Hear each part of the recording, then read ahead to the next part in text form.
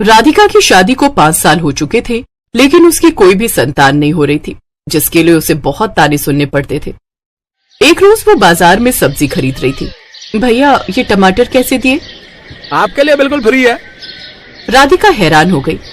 क्यों भैया, मुझे आप फ्री में टमाटर क्यों दे रहे हैं? मैं आपको बहुत पहले से जानता हूँ, आप एक बांझ औरत हो, इसीलिए आप पर तरस खाकर मैं फ्री में टमाटर दे रहा हूँ। इतने में आसपास के लोग राधिका को पहचान गए और उसे बांझ बांझ कहकर चिढ़ाने लगे। ये देखो, बांझ औरत सब्जी खरीद रही है। अगर मैं इसकी जगह होती तो शर्म के मारे बाहर ही ना निकलती। अरे ओ बांझ औरत, घर से बाहर निकलना बंद कर दे, वरना हमारी बहू बेटियों पर गलत असर पड़ेगा। कहीं वो भी तेरा चेहरा देखकर बांझ ना बन जाएं। इस तरह सभी लोगों के ताने सुनकर राधिका परेशान हो गई और बिना कोई सब्जी लिए वहां से चली गई। सब्जी वाला और बाकी सभी लोग उसे जाता हुआ देखकर हंसने लगे। वहीं दूसरी तरफ शाम को जब उसका पति विवेक घर लौट रहा था, तो रास्ते में सभी उसे चिढ़ाने लगे। ये सब सुनकर विवेक को बर्दाश्त नहीं हुआ और उसे बहुत गुस्सा आ गया। वो उन लोगों से लड़ाई झगड़ा करने लगा और उन्हें मारने पीटने लगा। मारपीट करके वो घर लौटा। बेटा, तू लोगों की बातों को इग्नोर कर दिया कर, ये जनता है ही ऐसी। अगर तू कोई तरक्की कर लेगा तब कोई तुझे बधाई देने नहीं आएगा, पर अगर कोई एक कमी होगी ना तो पूरा जमाना तुझ पर थूकने चला आएगा। हाँ बेटा, लोगों की बातों पर ध्यान मत दे। मुझे लगता है बहू में ही कोई कमी है। तू ऐसा कर, दूसरी शादी कर ले। इतने में उसकी बहू ने ये सब सुन लिया और उनके पास आकर बोली, माँ जी, ऐसा जरूरी तो नहीं कि कमी मेरे अंदर ही हो सकता है विवेक के अंदर कोई कमी हो। इसका मतलब ये तो नहीं कि मैं दूसरी शादी कर लूं। इस तरह राधिका और उसकी सास की बहस होने लगी, लेकिन राधिका के ससुर ने उन दोनों को चुप कराया और वो लोग सो गए। अगली सुबह राधिका के पेट में बहुत तेज दर्द उठा। वो बहुत तेज तेज चीखने लगी। मेरे पेट में बहुत दर्द हो रहा है। मैं बर्दाश्त नहीं कर पा रही हूँ। राधिका के इतना बोलते ही विवेक वहीं खुशी से उछल पड़ा और कमरे से बाहर आकर जोर जोर से डांस करने लगा। लगता है बहुत गहरा सदमा पहुंचा है मेरे बेटे को। अब तो उसकी दूसरी शादी करनी ही पड़ेगी। ये क्या, बहू चीख रही है और तू यहाँ पर डांस कर रहा है? सही कहा था तुमने विवेक की माँ, ये सच में पागल हो गया है। जल्दी चलो, बहू की हालत खराब हो रही होगी, देखते हैं क्या हुआ है उसे। वो लोग राधिका के कमरे में गए तो उन्होंने देखा कि उसने एक बच्चे को जन्म दिया था। उन लोगों ने तुरंत डॉक्टर को बुलाया और डिलीवरी के बाद जो भी दवाइयां और इंजेक्शन लगने होते हैं उसे लगाए गए। अब समझ में आया आप लोगों को कि मैं क्यों डांस कर रहा था? विवेक के इतना बोलते ही उसकी माँ ने उसे एक थप्पड़ चढ़ा। बहू को जब पेट में दर्द हो रहा था तो तुझे हम लोगों को आकर बताना चाहिए था, ना कि बाहर आकर डांस करना चाहिए था। डिलीवरी के समय उसके पास कोई नहीं था। अभी बहू को कुछ हो जाता तो। वो लोग हैरान तो हो गए, अचानक से बच्चा पैदा कैसे हुआ। लेकिन इतने दिनों से उन लोगों ने लोगों के इतने ताने सुने थे कि बच्चा होने पर वो खुशी के मारे सब कुछ भूल गए। इस तरीके से सारा घर खुशियां बनाने लगा। लेकिन अगली सुबह फिर से उसके पेट में दर्द होने लगा। विवेक, कुछ कीजिए, मेरे पेट में फिर से दर्द हो रहा है। मैं अभी डॉक्टर को फोन करता हूँ। अभी कल ही तुमने एक बच्चे को जन्म दिया है ना, तो हो सकता है इस वजह से दर्द हो रहा हो। विवेक ने फिर डॉक्टर को बुलाया, लेकिन डॉक्टर के आने से पहले ही राधिका एक और बच्चे को जन्म दे चुकी थी। ये सब देखकर उसके घर वाले हैरान हो गए। अरे, ऐसा कैसे हो सकता है? अभी कल ही तो तूने एक बच्चे को जन्म दिया था, आज फिर से? कम 9 महीने तो लगते हैं ना दूसरा बच्चा पैदा करने में। राधिका के पास उसकी सास की बातों का कोई जवाब नहीं था, इसलिए वो चुप थी। लेकिन तीसरे दिन फिर से उसके पेट में दर्द उठा और उसने फिर से एक बच्चे को जन्म दिया। अब बात बहुत बढ़ गई थी, क्योंकि कुदरती रूप से तो ऐसा होना संभव नहीं था। उसकी सास ने बहू पर खूब गुस्सा किया। देख बहू, अब तू सच सच बता कि आखिर मामला क्या है। इस तरह रोज रोज बच्चे पैदा करती रहेगी तब तो हमारे घर में लाइन लग जाएगी बच्चों की। माँ जी, लगता है आपको सारी सच्चाई बतानी ही पड़ेगी।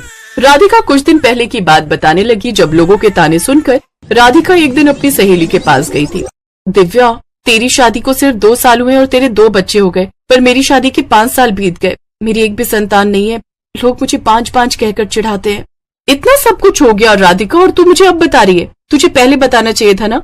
मेरे पास इसका इलाज है। राधिका को दिव्या की बात सुनकर थोड़ी सी राहत महसूस हुई। देख दिव्या, अगर तू किसी डॉक्टर के पास मुझे ले जा रही है तो उससे कोई फायदा नहीं, क्योंकि हम दोनों ने बहुत हॉस्पिटल के चक्कर लगा लिए पर कोई फायदा नहीं हुआ।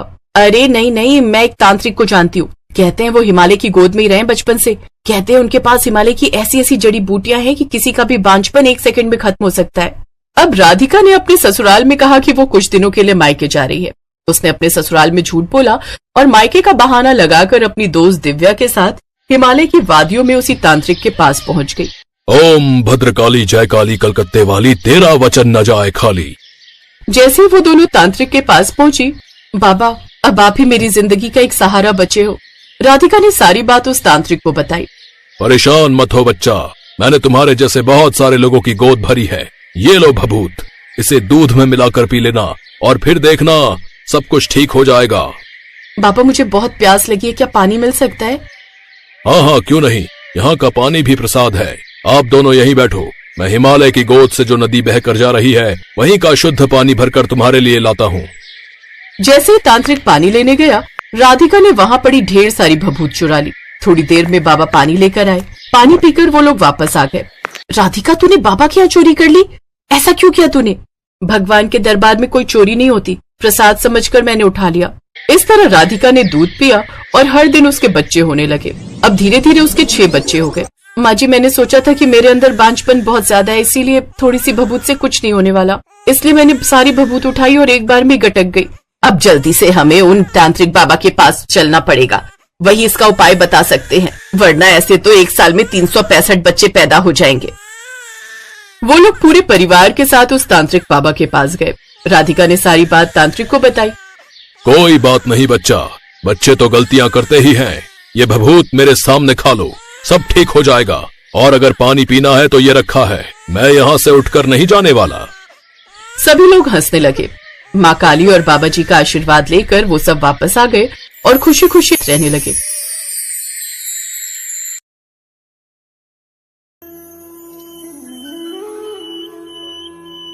चंदा की सास बिमला गड्डी के नोट बार बार गिन रही थी। आज उनकी काफी अच्छी कमाई हुई थी, पर ये पैसा ईमानदारी की कमाई का नहीं, बेईमानी की कमाई का है। अरे अम्मा बस भी करो, नोटों को नजर लग जाएगी।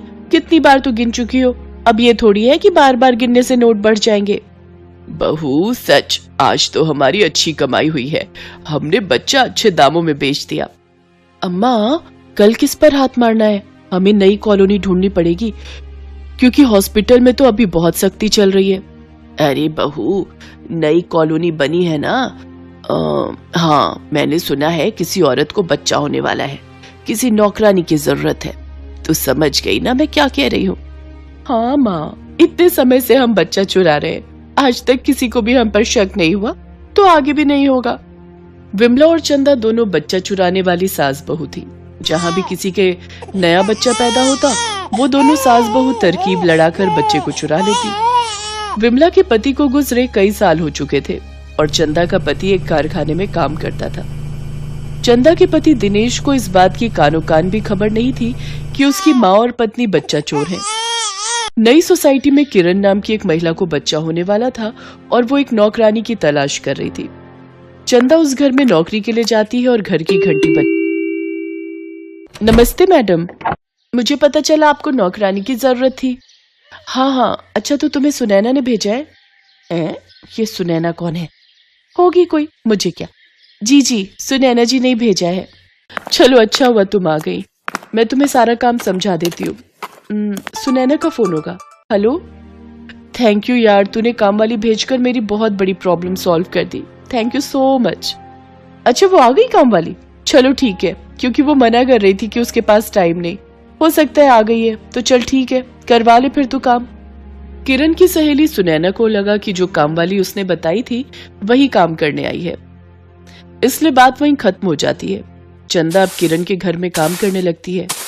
कुछ समय बाद किरण के बेटा पैदा होता है। किरण अब चंदा पर बहुत भरोसा करने लगी थी। चंदा, तेरी नजर में कोई अच्छी मालिश वाली हो तो बताना मुझे अपनी और मुन्ना की मालिश के लिए रखना है। मालिश वाली? मालकिन मेरी सास मालिश का काम करती है, वो दाई है, काफी घरों में जच्चा बच्चा की मालिश के लिए जाती रहती है। अच्छा तो फिर एक काम कर, तू उनको ही बोल दे, सुबह आकर मेरी और बच्चे की मालिश कर जाया करें। ठीक है मालकिन, मैं आज ही अपनी सास को बोल दूंगी, कल से वो आपके घर आ जाया करेंगी। चंदा का काम बन गया। अगले दिन बिमला मालिश के लिए आ जाती है और वो किरण और उसके बच्चे की मालिश करनी शुरू कर देती है। बिमला को मालिश करते हुए 2 दिन हो चुके थे। मालकिन, मैंने मुन्ना की मालिश करके उसे धूप में थोड़ी देर लिटा दिया है, या तो आप नहा लो, फिर मैं बच्चे को नहला दूंगी। ठीक है, फिर आप मुन्ना के पास बैठो, मैं नहा कर आती हूँ। चंदा, तब तक अपनी सास को चाय बनाकर दे दे, वो बहुत देर से आई बैठी है। मालिक ऑफिस जा चुके हैं, बाहर दरवाजे की कुंडी भी लगा दे। ठीक है मालकिन, मैं लगा देती हूँ, आप नहाकर आ जाओ, तब तक मैं आपकी भी चाय बना दूंगी। बिमला और चंदा इसी मौके की तलाश में थी। वो दोनों बच्चे को गोदी में लेती हैं और दरवाजा खोलकर भाग जाती हैं। कुछ देर बाद किरण नहाकर लौटती है। उसका बच्चा वहां नहीं था। बिमला और चंदा भी गायब थे। मुन्ना कहाँ गया? चंदा और उसकी सास भी कहीं दिखाई नहीं दे रहे। चंदा, ओ चंदा, यहाँ भी नहीं है। ये दोनों मुन्ना को लेकर गई कहाँ हैं? किरण ने पूरा घर छान मारा, घर में कोई भी नहीं था। किरण जोर जोर से रोने लगती है और अपने पति को फोन मिलाती है। कुछ देर बाद पुलिस भी आ जाती है। जैसा कि आप हमें बता रहे हो कि आपने कुछ दिन पहले ही चंदा को अपने घर नौकरी पर रखा था और उसी की सास आपने मालिश के लिए लगाई थी, हैं? तो कुल मिलाकर यही बात सामने आ रही है कि ये वही बच्चा चोर सास बहू हैं जिनकी पुलिस तलाश कर रही है। कुछ दिन पहले इन्होंने एक हॉस्पिटल से भी एक बच्ची को चुराया था। कुछ समय से ये हॉस्पिटल से बच्चे नहीं चुरा रही क्योंकि पुलिस ने हॉस्पिटल में सख्ती कर दी है। इसीलिए अब वो सोसाइटी को अपना निशाना बना रही है। आप घबराइए नहीं, पुलिस जल्दी ही उन्हें पकड़ लेगी। आपको ये नौकरानी के बारे में कैसे पता चला था? मेरी सहेली सुनैना ने ये काम वाली भेजी थी। किरण पुलिस को सारी बात बताती है। कुछ देर बाद सुनैना भी आ जाती है, पर उसकी बातें सुनकर सब हैरान रह जाते हैं। सुनैना के साथ एक औरत भी थी। किरण, मैंने तो इनके लिए बोला था, ये तो तुम्हारे पास काम के लिए आई ही नहीं, फिर तुमने किसे काम पर रख लिया? बीबी जी, मैं आ नहीं सकी क्योंकि मेरा बेटा बीमार हो गया था, तो मैंने सभी घरों से छुट्टी ली हुई थी और मैंने पिछले 15 दिन से कोई भी नया काम नहीं पकड़ा। सुनैना और उसकी कामवाली की बात सुनकर किरण घबरा जाती है। इंस्पेक्टर साहब, प्लीज आप जल्दी कुछ कीजिए। पता नहीं वो दोनों हमारे बच्चे को न जाने किसे बेच देंगी। ये जो है हमारे स्केच आर्टिस्ट हैं, आप इन्हें उनका हुलिया बता दीजिए। इसकी सहायता से हम बहुत जल्द उन मुजरिम सास बहू तक पहुंच जाएंगे। किरण की हेल्प से पुलिस को चंदा और बिमला का हुलिया पता चल जाता है। दोनों के पोस्टर शहर में लगा दिए जाते हैं।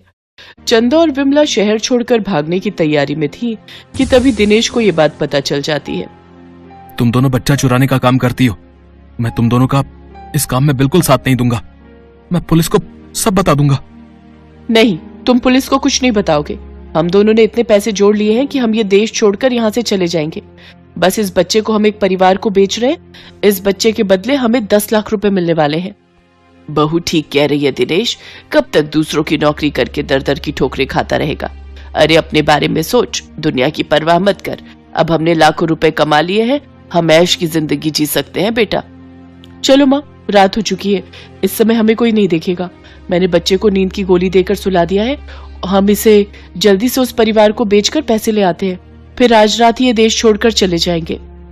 चंदा और बिमला दोनों सास बहू बच्चे को बेचने के लिए चली जाती हैं, पर जब वो घर लौटती हैं, तो घर पर पुलिस को अपने सामने देख दोनों घबरा जाती हैं। इंस्पेक्टर साहब, ये रही आपकी मुजरिम, मेरी माँ और मेरी पत्नी। ये दोनों ही बच्चा चुराती हैं।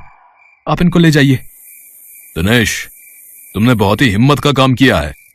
अपनी माँ और अपनी पत्नी दोनों को पुलिस के हवाले करके तुमने जो इंसानियत का काम किया है ना, वो हर कोई नहीं करता। इंस्पेक्टर साहब, इन्होंने बच्चे को किसे बेचा है ये भी ये दोनों बता देंगी। मैं इन दोनों का चेहरा और नहीं देखना चाहता। हमें माफ कर दीजिए इंस्पेक्टर साहब, हमसे भूल हो गई।